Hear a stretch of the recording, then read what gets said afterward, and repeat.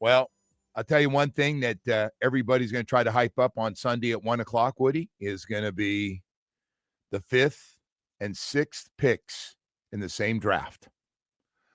The Dolphins take Tua, one pick ahead of the Chargers, who take Justin Herbert. And they'll face off. Not the first time, by the way. They've faced each other a few times now in football games. But, man, we've got I want to thank Dave Hyde for coming up. Brian Baldinger, Odyssey NFL Insider, is going to join us coming up at 9 o'clock this morning. And we'll talk to Bald. Does it feel like there's a shortage, by the way?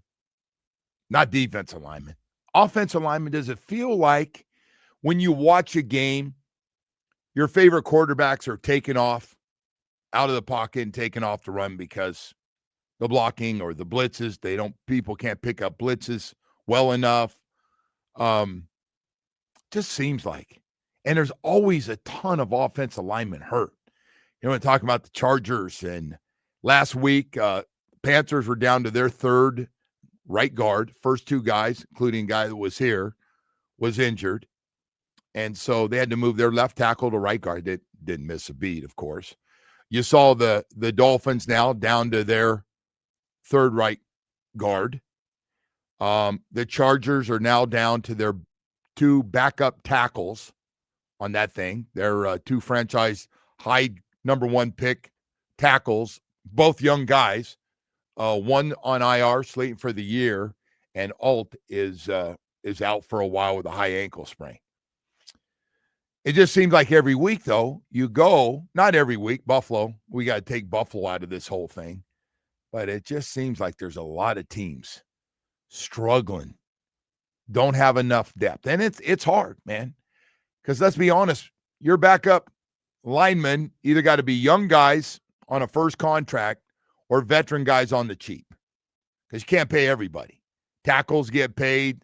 Frontline guys that are really good get paid because they make a big difference.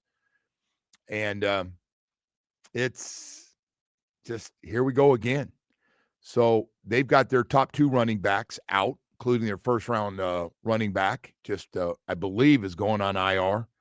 And then they're both their number one pick tackles, who are still young guys.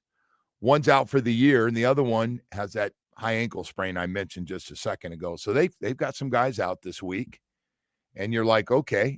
And they've lost 2 games in a row after winning their first 3, including a win against Kansas City, and everybody's talking about them.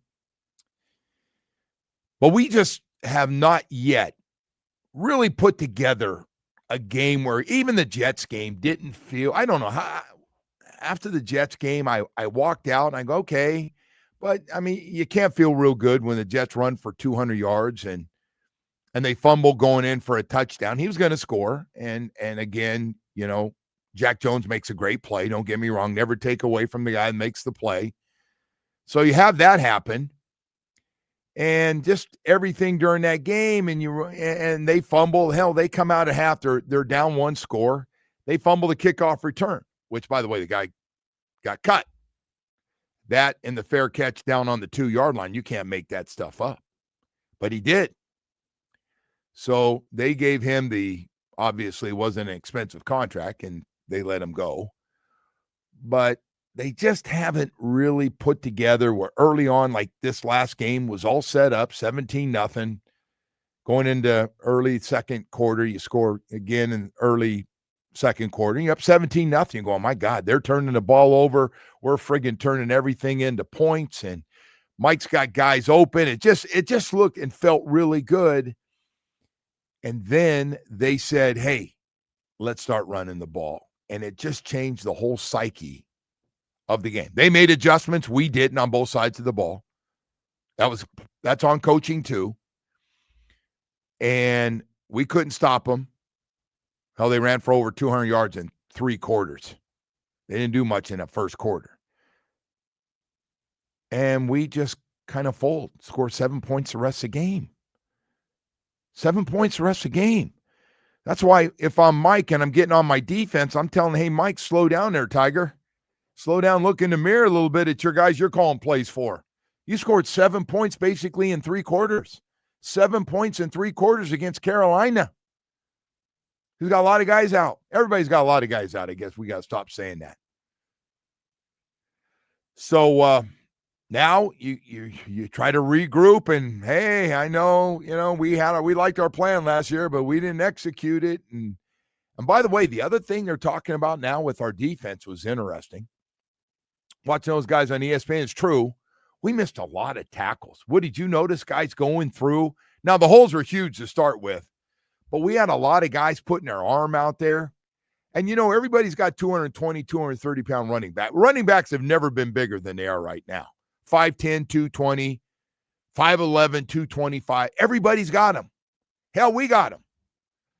And that one arm thing, I don't care how many weights you lift, ain't bringing those guys down. Well, yeah, when a guy runs for that many yards, there's bound to be some misses, right? I don't know if the final number was. They were talking. We got stats on every. I can only write down so many stats. You're going to give me yak here? No, I'm not yakking contact. No, but that guy did. He yacked his ass off in that game, yards after catch. He was doing a lot of yakking. He might have thrown up from so much yakking during that game. But, yeah, tackling. And this is part of the, oh, my God, this opened up again. We know, and it's really bad when they're going to run. Like they're basically telling you we're getting ready to run, same place we've been running, and there's nothing you can do about it except get ready to make a tackle in the second tier of your defense. So I'm just curious to see what Anthony Weaver comes up with. I'm curious to see the Dolphins make adjustments to get their tight end. I just still am scratching my head. And again, maybe it's harder than I think. Maybe it is. Because I'm always told when those guys go, they're going, you can't talk about this because nobody wants to hear about Marino. It's like we don't have Dan Marino, we know that. And we don't have the whole thing, and so it doesn't do any good. But Dan Marino dictated play. He did not wait to see what the defense. You had, all right, they're going to throw the friggin' same plays, and you see guys that were coming back and 6 defensive backs. They were trying everything they weren't used to doing, everything to try to stop it. This team gets their tight end involved in the first half. Amazing. 5 catches, 70-something yards in the first half. 2 of them down the middle. It was like, now we're talking. Tua throwing down the middle of the field. This guy's wide open. He's the best story on this team. I mean, he is by far the best story. Even missing the first 3 games, I was wrong. This guy can play. In the second half, they go, yeah, they took him away. They took him out of our game plan.